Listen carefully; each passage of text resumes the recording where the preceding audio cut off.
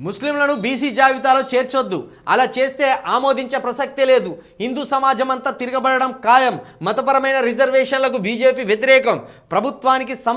ప్రభుత్వానికి స్థానిక సంస్థల ఎన్నికల భయం. కేంద్ర హోంశాఖ సహాయ మంత్రి బండి సంజయ్ రాష్ట్రంలో బీసీ జాబితాలో ముస్లింలను చేర్చితే ఆమోదించే ప్రసక్తే లేదని కేంద్ర హోంశాఖ సహాయ మంత్రి బండి సంజయ్ గురువారం ఒక ప్రకటనలో తేల్చి చెప్పారు.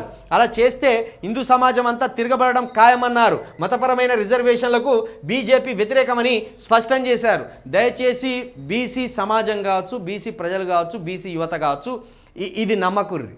ఎందుకంటే ముస్లింలు అనేవాళ్ళు గ్రామాల్లో ఉన్న ముస్లింలు ఇప్పుడు కాదు, అనాదిగా కూడా వాళ్ళు బీసీ జాబితా కిందే ఉన్నారు. ఇప్పుడు కొత్తగా వాళ్ళను కాంగ్రెస్ ప్రభుత్వం బీసీ జాబితాలో చేర్చినట్టు బండి సంజయ్ మాట్లాడడం వల్ల ఈ బీసీ ప్రజలు ఎట్టి పరిస్థితిలో భావోద్వేగాలకు పోయి ముస్లింల మీద కోపం పెంచుకోకూర్రి. ముస్లింలు మొదటి నుండి కూడా అనేక మంది ముస్లింలు, గ్రామాల్లో ఉన్న ముస్లింలు వాళ్ళను దూదేకులలో అంటారు. దూదేకుల కులం అని వాళ్ళను బీసీలో కేటగిరీలో చేర్చింది. కాబట్టి ఏదో ముస్లింలను బీసీలో కలిపితే బీసీ కేటగిరీకి ఉంటే వాళ్ళకేదో పోయింది అనుకునేరు.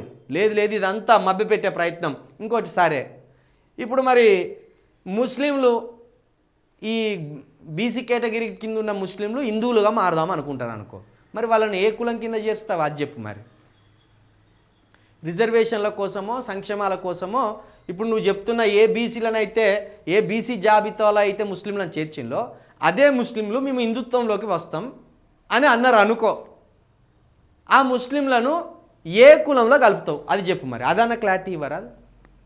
మత మైనార్టీలని ఇటు క్రిస్టియన్లు, ముస్లింలు, పార్షీలు, సిక్కులు ఉన్నారు. వాళ్ళు మన రాష్ట్రంలో భాగమై ఉన్నారు కాబట్టి వాళ్ళకు కూడా ఏదో ఒకటి ఉండాలని వాళ్ళను బీసీల కింద చేర్చిండ్రు. కొందరు మతపరమైన కింద ఉండి కన్వర్టెడ్ క్రిస్టియన్స్, కన్వర్టెడ్ ముస్లిమ్స్ కూడా ఉన్నారు.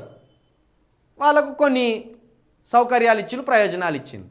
ఇప్పుడు వాళ్ళ పొట్టగొచ్చే మాటలు మాట్లాడతావు.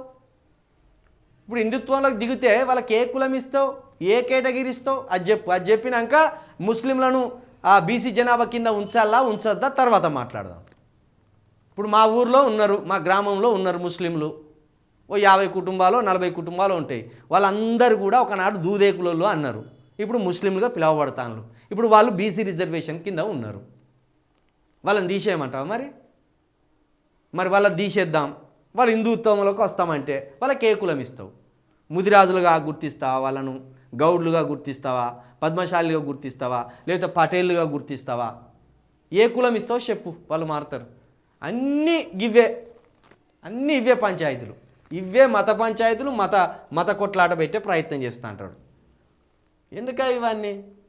ఉన్నదాన్ని మంచిగా ఉంచక లేని అన్నీ ఎందుకు ఇట్లాంటివి చేసుకొస్తావు బండి సంజయ్ గారు?